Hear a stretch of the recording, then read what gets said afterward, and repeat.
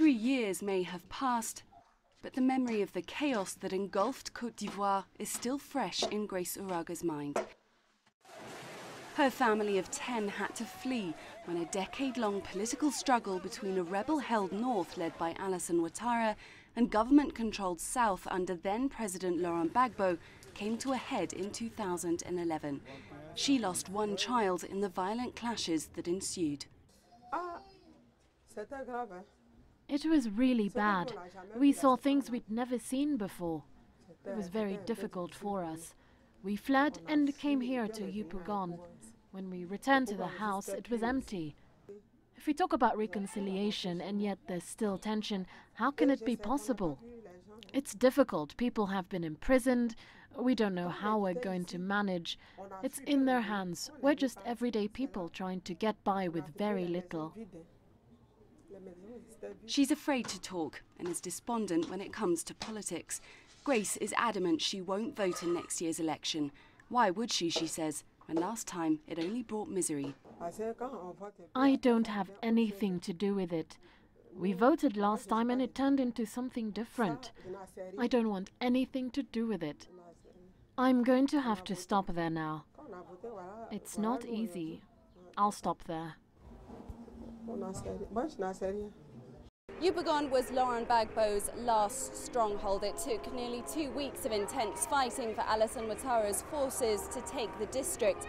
And when it comes to politics, emotions here still run high.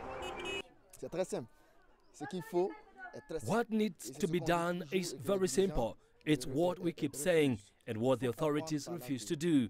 You have to free those wrongfully imprisoned, the heads of families who were put away for no reason. Ivorians need to understand that we have to overcome the hardship we've endured to move forwards as a country. Our future depends on reconciliation. We have to forgive each other.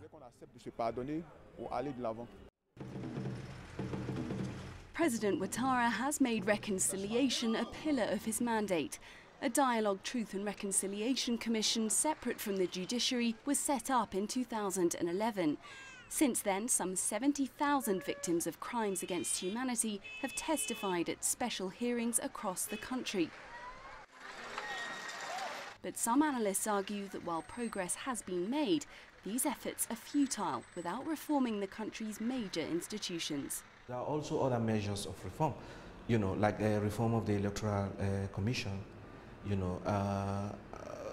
that has been very challenging.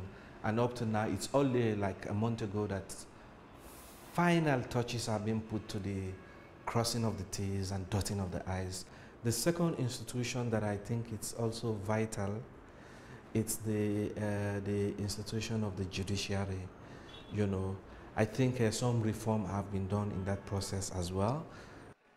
Ivorians are waiting for the publication of the Commission's report and the start of compensation for victims of the violence. Criminal trials involving both sides of the conflict are also set to begin, but no time frame has been given. Many feel next year's presidential poll will be a litmus test for how far the country's come since the post-election violence. But with former President Gbagbo still enjoying support from loyalists, turning over a new page next year might prove difficult. Clementine, Logan, CCTV, Yopougon, Cote d'Ivoire.